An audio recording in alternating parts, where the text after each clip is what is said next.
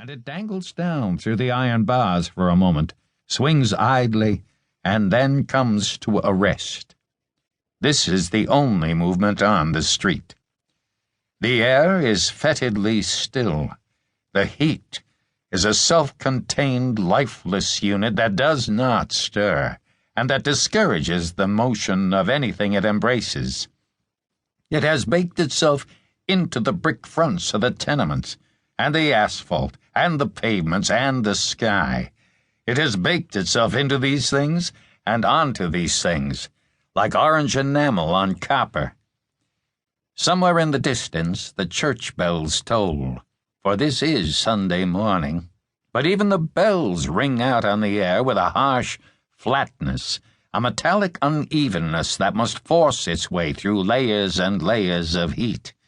Beneath that, like a rushing counterpoint, the elevated train roars past 2 blocks south, and then the train sound dies, and the bell sound dissipates in the sticky silence of the air, and the street is still once more. 2 people will die on this street today. The boy's name was Zip. He was 17 years old, and he erupted from the mouth of the tenement like a hand grenade explosion. He came onto the stoop lightly, and then almost danced down the steps. He looked up at the waking man on the fire escape, waved nonchalantly, and then glanced up the street. He was tall and thin, good-looking in a craggy way, with a light complexion and black hair that he wore in a high crown off his forehead. He was wearing tight black slacks and high-topped combat boots and a bright silk purple jacket with his name embroidered in yellow on the left breast. He looked at his watch. It was 8:45, and he noted the time and then nodded, as if he had correctly estimated the exact duration of each of his movements up to this moment, as if he and the universe were meshing gears correctly. He looked up the street again. There was an air of restless urgency about him, the air a business magnate wears when he is expecting to close a deal for the purchase of a new company. The attitude was curious on a 17-year-old, and yet he looked at his watch again, a person captured by the intricacies of time, the mind of a 50-year-old banker seemingly ensnared in the body of an adolescent.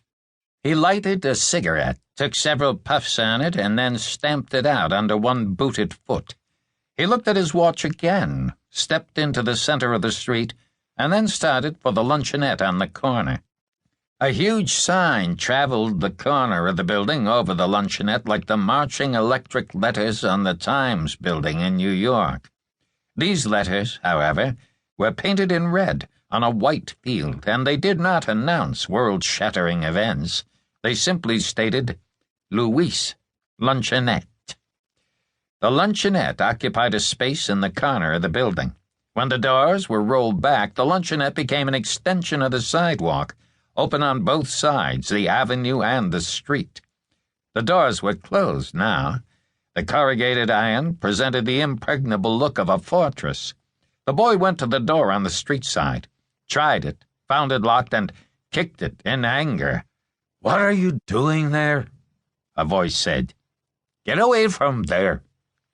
The man who came up the street had spoken with a slight Spanish accent, a gentle accent that seemed molded exactly to his appearance.